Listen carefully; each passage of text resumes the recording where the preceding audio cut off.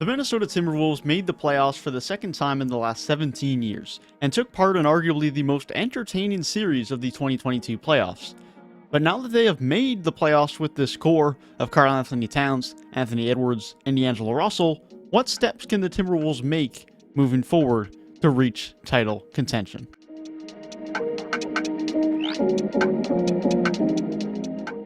Karl-Anthony Towns' season saw him earn an All-NBA selection after another very good season. He looked more engaged on defense throughout the course of the year than he ever has in the NBA, and even won the three-point contest, further cementing his case as the best shooting big man in NBA history.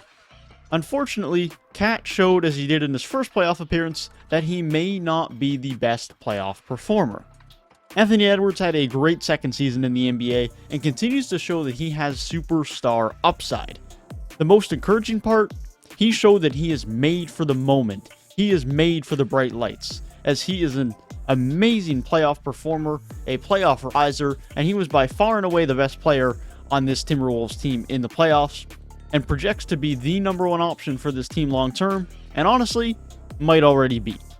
D'Angelo Russell had a fairly successful season, continuing to be a key playmaker and offensive leader for this team. He improved his defense significantly while being in a good defensive role in this Chris Finch system. However, unfortunately, he did not get to carry that great play into the playoffs. Patrick Beverly, who I have talked about in depth before on this channel, had a significant impact on this roster over the course of the season from a leadership standpoint, from a team culture standpoint, and was a big reason from his impact in terms of production and that team culture and having such an improvement in this team defense. His impact on this roster cannot be understated. Jared Vanderbilt is one of my favorite role players in the NBA, and although his lack of spacing hurt how much he could play in the playoffs and how productive he could be, he is still a very valuable role player who is an amazing rebounder. Jayden Mcdaniels didn't take the scoring leap that some people had hoped for this season, as he struggled to start the year and fell out of the starting lineup, but he had a much better back half of the season, provided some good three-point shooting, and continues to provide very good length defensively, while still having very good upside moving forward. Malik Beasley continues to be a solid bench scorer, but he did take a hit in efficiency this season, especially struggling in the early part of the season. Jaylen Noel continued to show more upside in his third year in the NBA, significantly improving his efficiency and showing he could be the bench scoring shooting guard off of the bench moving forward. Jordan Mclaughlin became the full-time starting point guard for the Timberwolves, and his impact was very evident when he was on the court. He ran the tempo of the second unit, provided some very good playmaking while being very smart with the ball, leading to very few turnovers as he averaged only 0.6 per game. And Naz Reid himself had another fine year as the backup big, providing some good energy, rebounding, and some level of rim protection. Overall, it was a very successful season for Minnesota, and they battled well in a playoff series that you could argue they should have won despite poor performances from key players. But with that in mind, what is the plan for the Timberwolves offseason?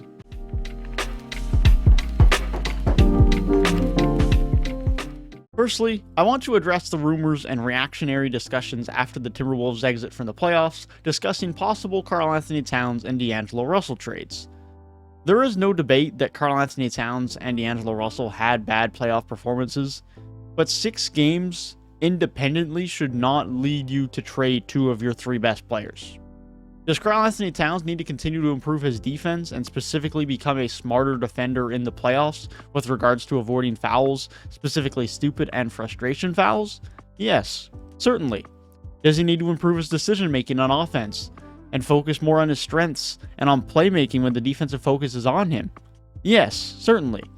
But Cat still only has 11 games of playoff experience under his belt, was his first playoff appearance in 4 years, and could improve that postseason production moving forward. The same can be said for D'Angelo Russell, who also sits with 11 games of playoff experience of his own and was very valuable to what the Minnesota Timberwolves did throughout the season. Now, this is not to say that they should not be open to moving them if it improves the roster. But in my eyes, that should always be the case, not just after a disappointing performance in the playoffs, but at any point in time if it isn't your number one guy you're building around for the future. And I would argue at this point that Karl-Anthony Towns, as much as he is a very productive player and did make All-NBA, is not that guy anymore that you're building around in Minnesota. Ultimately, Cat and D'Angelo Russell have been and will continue to be important parts of the Timberwolves' success, but it is around their star Anthony Edwards, something we will discuss more later. As far as the Timberwolves' own free agency goes, Taurean Prince is an unrestricted free agent and is probably the most significant free agent for the Timberwolves this summer, as he is the only one who was a key regular rotation piece for them last season. He was on an overpay of a contract over the last few years, but he's still been a very valuable 3-and-D wing off of the bench. In 2022, playing some of the best basketball we've seen him play in years, really starting to hit his threes and show a little bit more energy on D. And I would anticipate many teams across the league will be interested in his services because of that, but Prince has expressed a desire to return, so assuming the Timberwolves are interested and are willing to pay him appropriately, which they should, expect Taurean Prince to be a Minnesota Timberwolf next season. Outside of him, it is largely irrelevant players to the Wolves' current rotation. Some of these players have played roles in the past, but no longer do as the team has improved and the team have moved past them. Josh Koji is a restricted free agent this summer, and although he still provides some good defense, he never figured out his offense, and specifically three-point shooting to a point where he can be productive and provide some level of spacing where the defense have to respect him, and so the Timberwolves could re-sign him just for a bit of defensive depth, but he's not going to be a key rotation piece either way. Similarly, Jake Layman has continued to struggle from deep and provide any level of spacing, and in turn has not been a regular part of the rotation, and in turn I would not be surprised to see him walk. Greg Monroe was a fine veteran addition last season to fill in for injuries, but at this point he's nothing more than that, and I would expect he will not be back next season. And Nathan Knight was also not a big part of the rotation, and as a restricted free agent, I would not be surprised to see him not re-signed as well. Ultimately, the Timberwolves have formed a good team here, with a good mix of youth and veterans, a good coach, an improved culture, and a rising star in Anthony Edwards. And if it wasn't clear before the playoffs made it very clear that Anthony Edwards is arguably the best player currently on the roster, and certainly the player to build around moving forward. The ceiling of the Timberwolves is quite high thanks to the ceiling of Anthony Edwards, as in my eyes, he has the potential to be an MVP caliber player in his prime.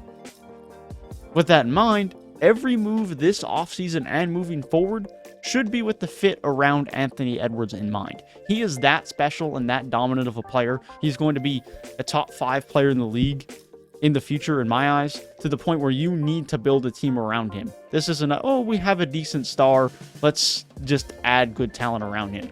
Anthony Edwards, in my eyes, he showed in those playoffs that he is that guy. And so you need to make sure that this team fits Anthony Edwards and gets what you need done around him.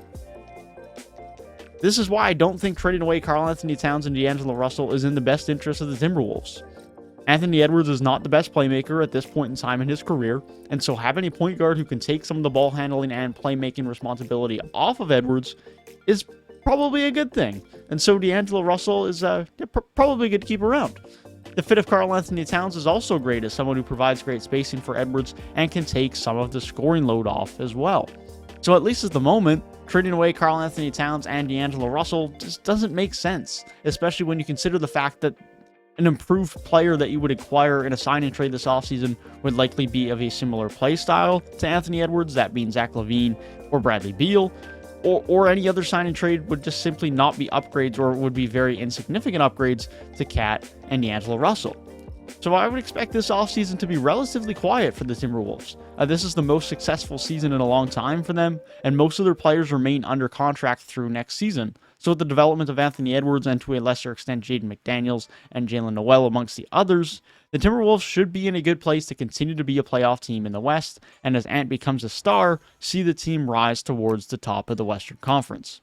Some small depth signings may be made around the fringes, but I don't expect any trade involving Cat or D'Angelo Russell, and I'd expect most of last year's core rotation, if not all of them, to be back for the 2022-23 season. The only other discussion for the Minnesota Timberwolves free agency is the possible extension of D'Angelo Russell, as he does only have 1 year left in his contract. However, reports have indicated up to this point in time that it is highly unlikely that any extension is found before the season, and that he will enter the last year of his contract as an impending unrestricted free agent next summer. But ultimately, if the reports are true, extension or re-signing of D'Angelo Russell is going to be a next offseason discussion not one for the 2022 offseason.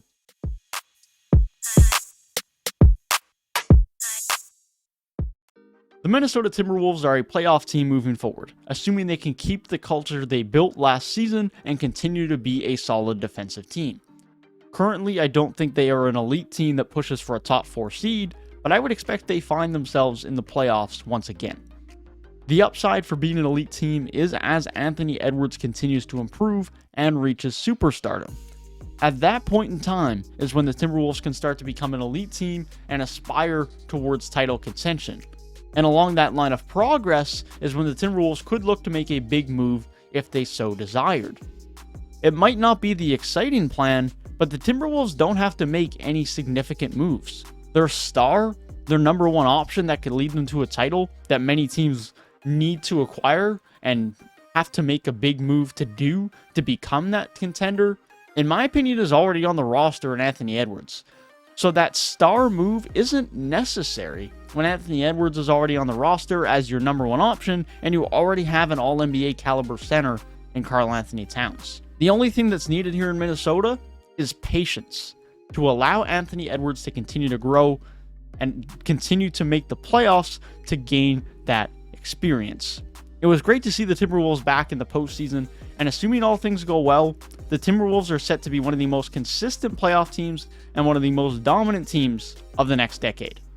That's my thoughts on what's next for the Minnesota Timberwolves. Be sure to let me know your thoughts down in the comments below. Be sure to leave a like and subscribe to the channel for more NBA content. Thanks for watching. Peace.